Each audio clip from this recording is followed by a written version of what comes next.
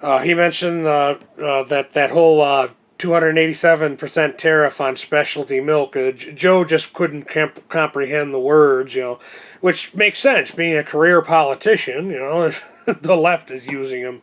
I mean, the boy belongs in a hospital, really.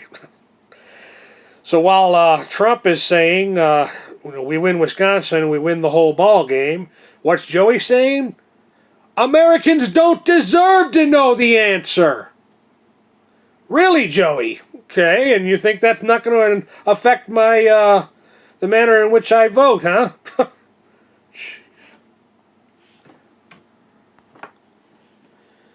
He also made a point about fracking. How the Democrats want the GOP to get the fracking credit. Not Trump, who did all the heavy lifting. The GOP wants the credit for the fracking. Credit because of the jobs it's created. Joey's only saying no to fracking right now to appease leftist SJW perverts. I don't know how I would say. At some point, he stated he was considering, because of somebody named Ali Vicher did it, he was considering shaving his head because one less thing to worry about. I thought, don't do it, Mr. President. The MSM will have a field day with that, saying he's gone full-on white supremacist KKK. I've never donated to a political campaign in my life until now. I donated a little bit here and there 3 times now. The funny thing about this is Trump becomes president and he actually loses money. Joey gets into politics and he's a career politician and he makes money off of us. He also mentioned about the BS that is BLM. Law and order is paramount, which made me remember something else going on in the news right now about Ice Cube. Ice Cube made the SJW and leftists at CNN cry because he had the gall to work with Orange Man Bad, quote unquote, for the benefit of black Americans. He had the gall to work with Orange Man Bad. How dare you, Ice Cube? The president at the rally addressed the cancel culture. Made the point about parents who lose a soldier boy or girl and say, and this president stated, I can't cancel what happened. Think about that, cancel culture. China will never, I am happy about one thing. This is something me and my mom agree on 100%. China will never be able to anal grape the U.S. worker again.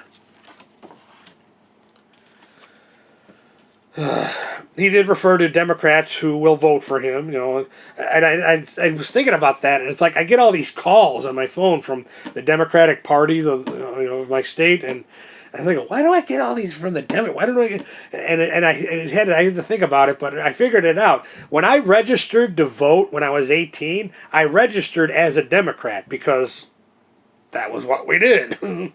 Growing up in a Democratic household. Every time I've moved, and there's been a lot, and I would make sure I was registered to vote, I would just put in change of address. I never changed anything else. So that it took me a minute. That's why. So I figured out that's why I get all these calls now. Because even though I've been considering myself an independent for years, many years now, but yeah, the Democratic parties would love it if people would just be. Never change their political viewpoint. Just stay on course with how they program their brains. Do not grow and learn. Do not change intellectually. Reminds me of Gmork from the Neverending Stories movie. That makes them easier to control. And those who have the control have the power. What does the Democratic Party want? Power! Ultimate power over our lives. Joey's bosses will make him put old GOP regulations and new one into place too. With when the president came to talking about regulation talk, he subtly referenced FDR, which made me remember Archie Bunker. An episode of All in the Family where he says, "We didn't mean for him to hold the job, huh? It's like the damn Pope."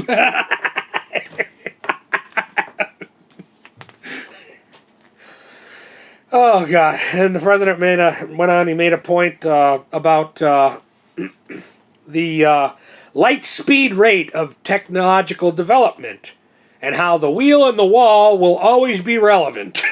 I thought was an interesting observation, and it's hard to argue with that point.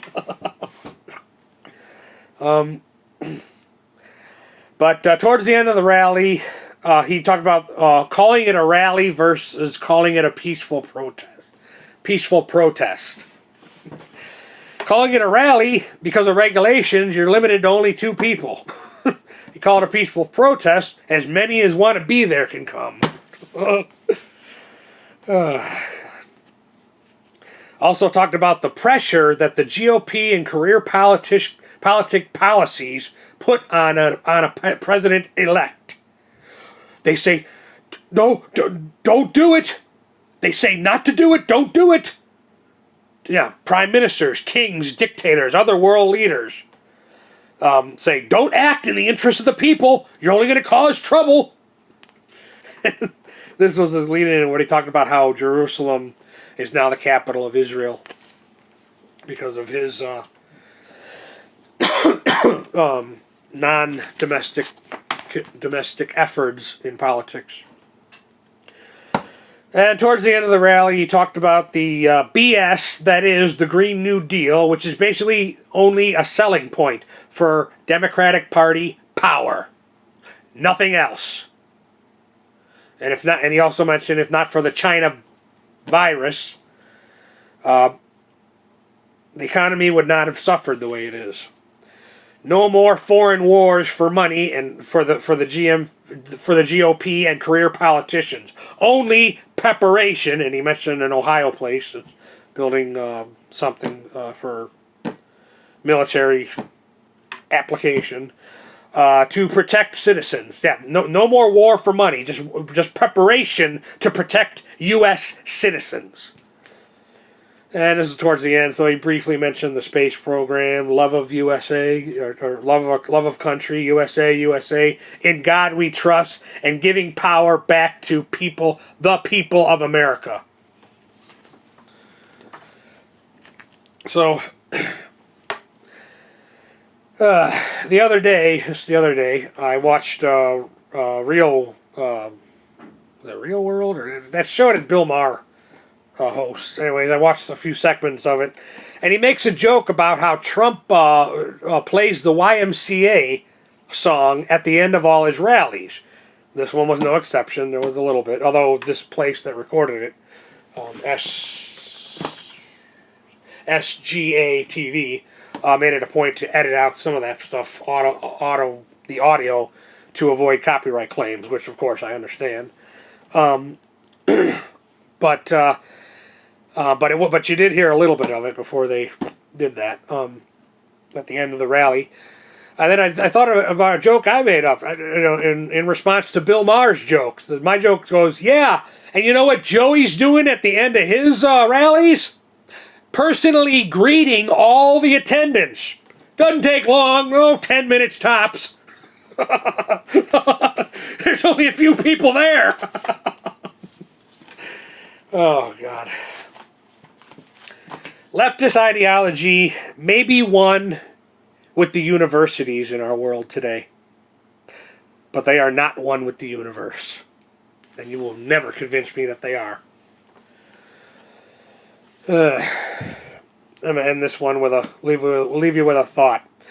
There's not enough gold on the planet to equal the amount of legal currency government throws around for the sake of regulations and policies and government control.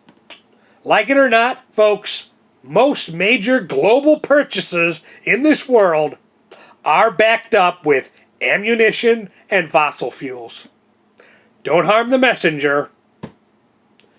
Thank you for your time.